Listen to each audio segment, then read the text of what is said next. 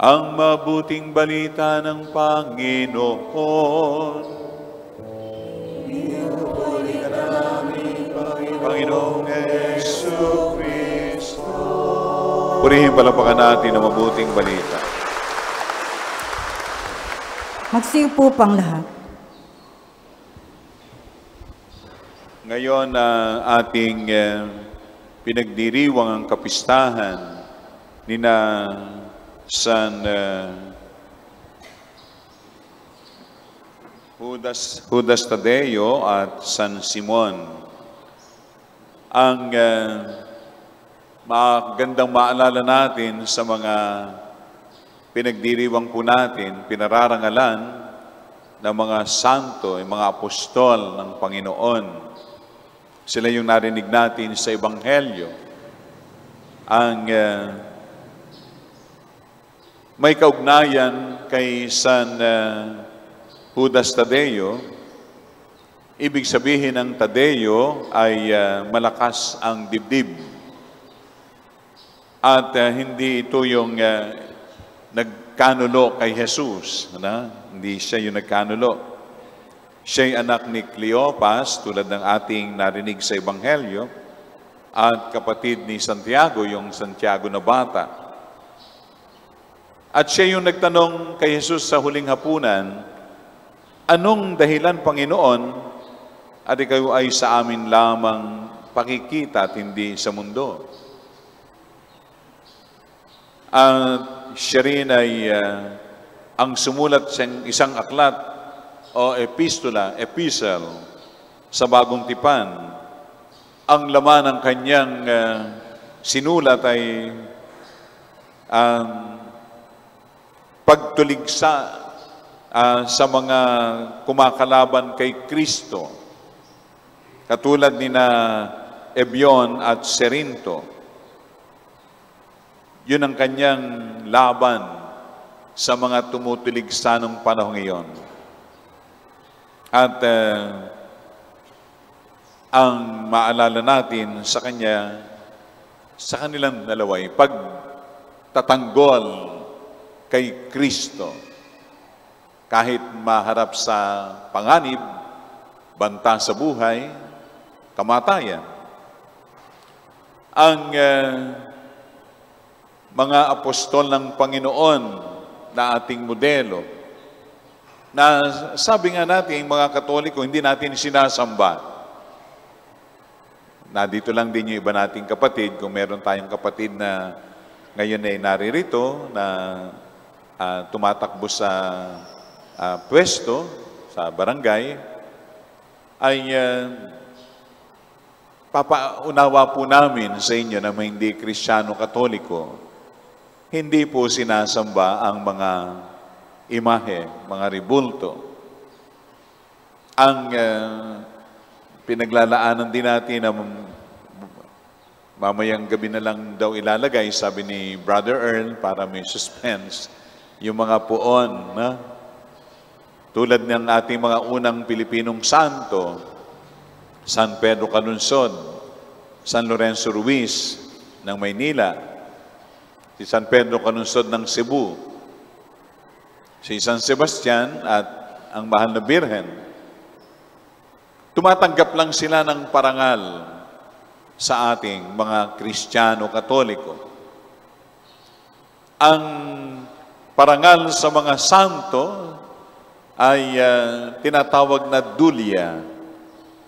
Sa Mahal na Birhen, Maria, ay ina ni Jesus, ina ng Diyos, ay Hyperdulia, katangi-tanging parangal. Ngayon, ang ating binibigay na parangal kina San Simon at San Judas Tadeo ay parangal sa mga nagsikap maisabuhay ang kanilang pananampalataya kay Hesukristo at manindigan hanggang sa huli. Sukdulang ihandog ang kanilang buhay, ang kanilang mga sariling sakripisyo para ipagtanggol ang Panginoong Hesukristo sa mga lumalaban, sa mga tumutuligsa.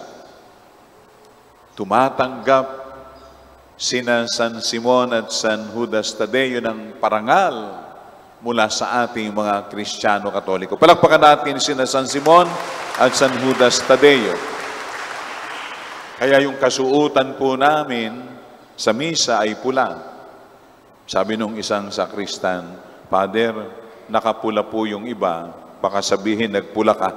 Ito po ay parangal, ito'y kulay ng istola, segun sa pagdiriwang. Yung karaniwan, green. Yung mga piyesta ng ibang santo ay white. Nagkataon, ngayon ay pula para kina San Simon at San Judas Tadeo ng mga apostol ng Panginoon. Parangal. Ano yung hamon sa kabila ng ating pagpaparangal? Ay yung ating pagtulad sa kanilang mabuting halimbawa, pagiging ehemplo. Sila ang mga martir ng pananampalataya. At yun ang ating matularan sa kanila. Ang magandang buhay na si Jesus ay ating ipagtanggol, ang ating kinikilalang Diyos at Panginoon. Amen? At matularan natin ang mga ginawa ng ating mga pinararangalan ngayong araw na sina San Simon, makabayan, at si San Judas Tadeo. Harinawa ay dumami pa ang mga tulad nila sa atin. Sa atin mismo makita yung katangian na ang Panginoong Hesukristo ang ating maging tunay na Panginoon at Diyos. Yung ating pagmamahal, pagmamalasakit sa kapwa, yan. Yan din naman ang pinapangarap at nitong ating mga nariritong kapatid. Bakit sila ay handang maghandog ng sarili para sa bayan, para sa barangay, sa mamamayan, ay yung pagmamahal, pagmamalasakit, at maging makadiyos, kayong lahat, tayong lahat, sa ating advokasya na ito. Maging makadiyos, makita sa atin si Kristo, kanyang pagmamahal, sa ating ginagawang paglilingkod. Ang ating pagmamalasakit sa ating kapwa, makita sa atin. At yan ang dinadalangin natin, nating lahat, na naririto, pati mga nagsisimba online, ay makita sa atin ang larawan ni Kristo. Larawan ni Kristo. At iyon ang pinakita ni San Simon at San Judas Tadeo. Ang larawan ni Kristo, kahit yakapin nila ang mga tiisin, mga sakripisyo, handog ay kanilang buhay para kay Kristo. Sana yun din ang ating laging laman ng ating paglilingkod. Yung lip service, yan ay madalas nakikita po sa atin. Higit na mahalaga ay yung mismong tayo, ating mga sarili, ay handa na mag-alay ng ating sarili sa paglilingkod, sa bayan, sa ating kapwa, simbahan, gobyerno, yan ang makita sa atin, na si Kristo, taglay natin.